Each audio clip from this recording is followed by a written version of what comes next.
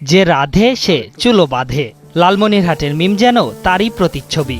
নিজের স্বপ্ন পূরণে কি না করেছে দরিদ্র পরিবারের মেধাবী এই সন্তান। পড়াশোনার খরচ জোগাতে টিউশনি, সেলাইয়ের কাজ এবং ক্ষেত খামারে কাজ করেছে মিম। এত পরিশ্রমের পরও নিজের স্বপ্নকে বিসর্জন দেয়নি। ঠিকই মেডিকেল ভর্তি পরীক্ষায় সাফল্যের সাথে উত্তীর্ণ হয়েছে এই অদম্য মেধাবী। রাত্রে পুরোটা রাত আমার মেয়ে পড়া পড়তো, একটুকু ঘুমাইতো না, সারাটা রাত পড়া পড়তো। আমি বলি, মা তুমি একটু রেস্ট নাও, একটু চোখ বন্ধ করে একটু ঘুম যাও। আম্মু সারা দিনের বেলা তো আমি প্রাইভেট পড়াই, রাত্রে একটু পড়াপড়ি, তুমি তারপর তুমি আমাকে রেস্ট নিতে পড়তে বা আমার মনের আশাটা আমি কি পুরো করবো না, তুমি আমাকে খালি ঘুমাই দেখো। মা তোমারও তো একটা শরীর। রেজাল্ট খুব সুন্দর সুন্দর রেজাল্ট আনে, গোল্ডেন মার্ক সব সময়, সব কটা রেজাল্ট ও গোল্ডেন প্লাস রেজাল্ট পেয়েছে। এখন সে মেডিকেলে চান্স পাইছে। পাতে জুটতো না ভালো খাবার, অর্থাভাবে পড়তে পারেননি পছন্দের কোনো পোশাক। প্রতিদিন 3 থেকে 4 কিলোমিটার পায়ে হেঁটে কলেজে যেত সে। প্রয়োজনীয় বই শিক্ষকদের থেকে নিয়ে পড়েছে।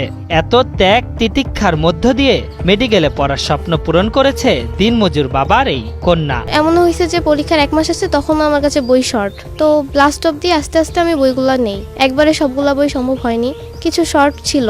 বই কেনা সমাপ্ত ছিল না, লাইব্রেরির থেকে বই দিয়ে হাওলাত নিছে, এ বান্ধবীর কাছ থেকে নিছে, ও স্যারের কাছ থেকে নিছে, কেউ পুরান বই দিয়ে হাওলাত করছে, কেউ নতুন বই দিয়ে ইয়া করছে। পড়ার জন্য এইভাবে এতদিন এগিয়ে আসছে। 2024-25 শিক্ষাবর্ষে মেডিকেল ভর্তি পরীক্ষায় অংশ নেয় মিম, যেখানে সাফল্যের সাথে মেধা তালিকায় স্থান পেয়েছে সে। 3311তম হয়ে দিনাজপুর মেডিকেল কলেজ হাসপাতালে পড়ার সুযোগ পেয়েছে এই মেধাবী। আমার বাবা একজন কৃষক। আমি এবার মেডিকেল অ্যাডমিশন টেস্টে দিনাজপুর মেডিকেলে ভর্তির সুযোগ পেয়েছি। আমার মার্কস ছিল 76।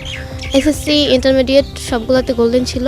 আমি স্কুল লাইফ থেকে টিউশন করাতাম, ওটার টাকা দিয়ে আমি স্কুলের ফিস টিস দিতাম। কলেজেও স্যারদের সাথে কথা বলে কিছু খরচ কমাই, তারপর টিউশন করাই, এগুলো খরচ টরচ চালাইতাম। লালমনিরহাটের ফুলগাছ বামনপাড়ার মিজানুর রহমান ও আরিফা আক্তার দম্পতির সন্তান মাকসুদা আল বারী মিম। প্রতিনিয়ত দারিদ্রতার সাথে লড়াই করলেও মেয়েকে ডাক্তার বানানোর স্বপ্ন দেখতেন তার বাবা। কন্যার সাফল্যে গর্বিত হলেও আর্থিক অসচ্ছলতায় তাকে ভর্তি করানো নিয়ে দুশ্চিন্তায় দিন কাটছে তাদের। আমরা ধারণা করতে পারিনি যে আমার মেয়ের রেজাল্টটা এত ভালো হবে। তবে আমার আল্লাহর কাছে খুব খুশি। আমি মা হয়ে আমার বুকটা ভরে গেছে। আমি যে এতদিন আমার মেয়েকে কোনো করতে পারি নেই, তারপরেও আমি এই যে এখন যদি আমার মেয়ের মুখের হাসি দেখি, আমার কাছে খুব ভালো লাগবে। এখন ওর যে ভর্তির খরচটা, এত টাকা আমি কিভাবে জোগাড় করব? এই টাকা জোগাড় করা আমার দ্বারা সম্ভব হচ্ছে না। আমার মেয়ে মেডিকেলে ভর্তি করাইতে আমি পারতেছি না। এই অভাবী সংসারের মধ্যে আমার আরও 2টা মেয়ে আছে, তারাও লেখাপড়া করতেছে। সংসার চালাইতে আমি হিমশিম খাচ্ছি। এই সুপাতে আমি সবার কাছে আবেদন করতেছি, যাতে আপনারা সবাই যদি এগিয়ে আসেন, আমার মেয়ে হয়তো মেডিকেলে ভর্তি হতে পারবে, সে ডাক্তার হয়ে আসতে পারবে। মেডিকেলের খরচ, ভর্তি, এগুলোও তো আমরা দিতে পারছি না সংসার থেকে।